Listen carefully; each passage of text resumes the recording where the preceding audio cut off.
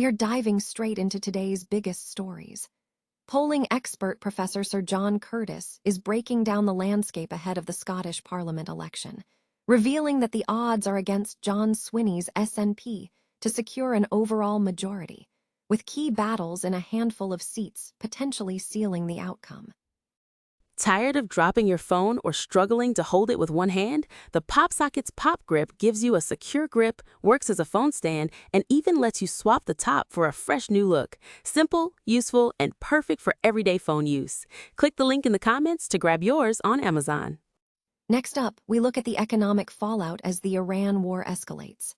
The Work and Pensions Secretary, Pat McFadden, has issued a stark warning that the economic shock from the Strait of Hormuz blockage could lead directly to job losses across Britain. In political news, Sir Keir Starmer is showing remarkable resolve amidst expected leadership challenges. Despite the prospect of losing council seats and facing internal pressures, the Work and Pensions Secretary insists Sir Keir is resolute and that triggering a leadership contest would be a mistake. And finally, if you are planning a trip to Italy, listen up. easyJet passengers are facing serious disruption as pilots and cabin crew strike action impacts flights to major destinations. We have all the details on what this means for your travel plans, so stay with us for the full breakdown. Polling expert Professor Sir John Curtis suggests the Scottish National Party's odds of winning an overall majority in the Holyrood elections are against them, despite expectations that the SNP will secure many constituency seats. Speaking on the eve of the Scottish Parliament election, Curtis indicated that the latest polling shows the SNP is not sufficiently ahead to secure more than half of the seats. Curtis noted that while the SNP is expected to dominate many constituencies, key battles in a small number of seats could prevent them from achieving an overall majority. He suggested that the Conservative Party might retain a handful of seats, and the Liberal Democrats might gain a few, while parties like the Greens and Reform UK could secure wins in specific areas, creating a narrow margin between the SNP and victory. However, Curtis cautioned that precise seat forecasts are inherently difficult. He stated that if the SNP's lead narrows slightly and the Greens miss some targets, the SNP might still succeed, but if the polls are accurate, the odds are unfavorable, requiring the SNP to rely on luck. Support for the SNP remains strong, recalling their near 48% vote share in the 2021 Holyrood election. Curtis also observed that support for the Conservatives and Labour is also declining, suggesting the SNP could still secure most of the constituencies they won in 2021. Analysis from a new multi-level regression poll by YouGov indicated that the SNP is projected to win 62 Holyrood seats, falling short of the 65 required for a majority. The poll also predicted the Scottish Greens could win 16 seats, the party's best result ever, and the Scottish Liberal Democrats could gain 8 MSBs. Conversely, the Conservatives were projected to fall to just 7 seats.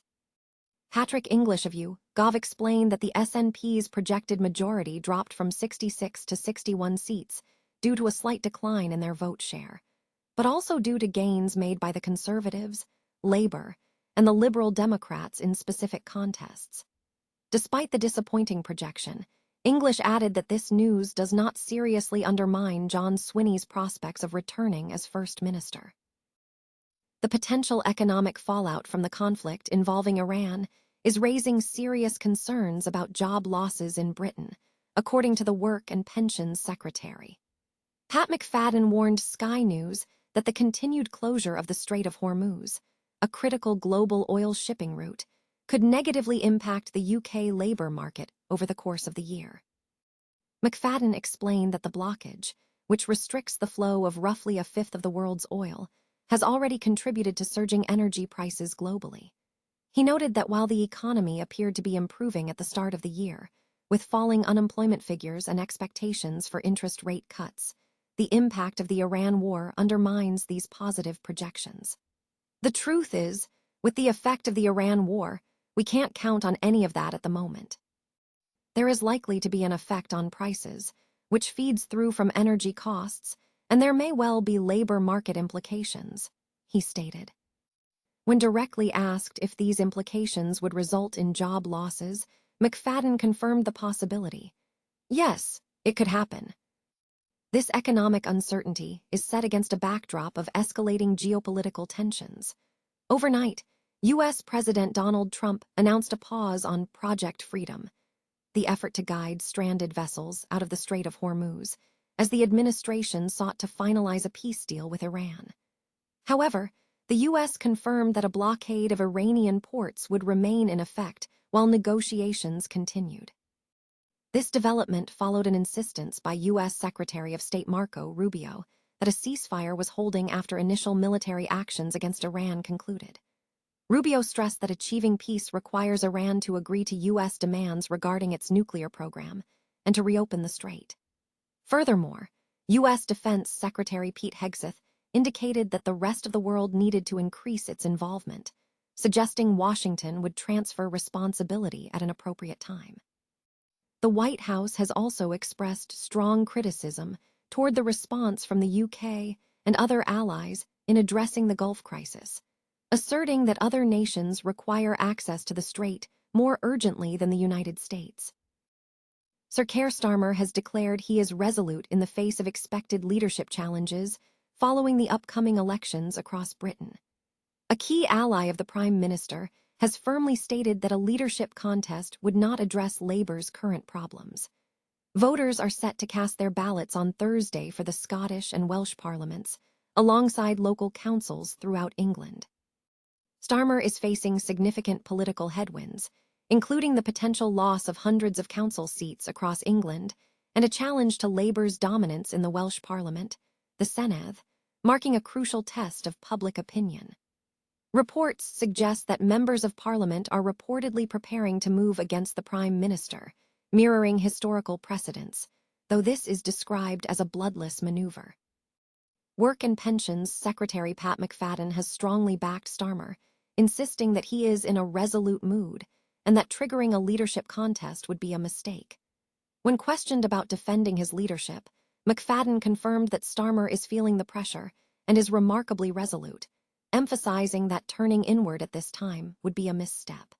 He noted that Starmer has consistently prioritized the country and will continue to do so. Despite his resolve, Sir Keir has acknowledged the possibility of a challenge, writing in the Mirror newspaper that voters will face a clear choice on Election Day: unity or division, progress versus the politics of anger. Wednesday marks the final full day of campaigning before polls open on Thursday, with nearly 25,000 candidates vying for over 5,000 council seats across England. In Scotland, all 129 seats are up for election in Holyrood, and voters in Wales will select 96 members of the Senedd.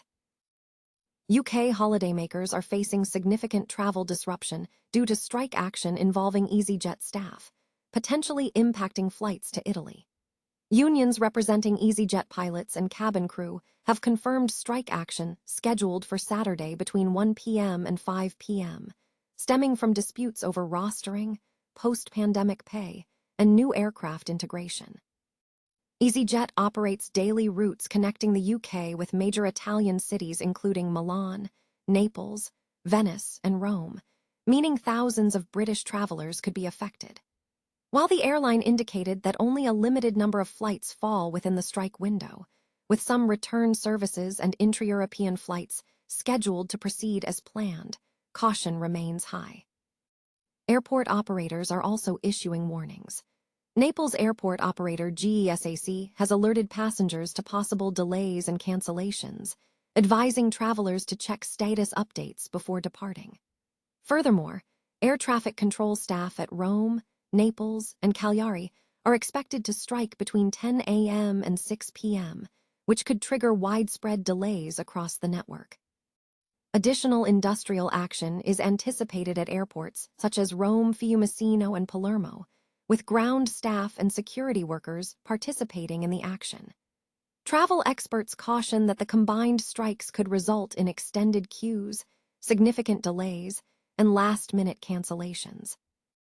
Authorities and airlines are urging passengers to monitor real-time updates, allow for extra time at airports, and explore alternative travel arrangements where feasible.